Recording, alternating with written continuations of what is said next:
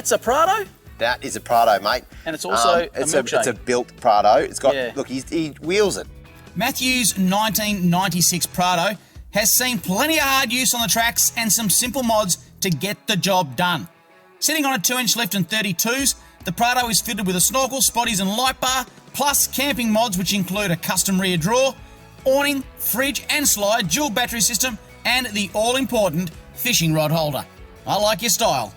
I'm going to say this. Oh dear. Prados, Pajeros, a lot of these IFS rigs, Yes. that, you know, they don't get enough credit. Oh. They're absolute weapons. What are you going to say? I'm not sure. I thought you were about to bag out a whole range of cars. I'm actually saying that Prados are I cool. agree. They're Yep. cool.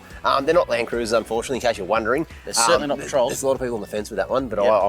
I know. Oh, I know what you mean. Yeah, they're not a real Land Cruiser. But anyway, they're cool. They're absolutely cool. I really like them. Let's move right along, shall we? Yeah, good on you, Matt. Cheers, mate. Yep.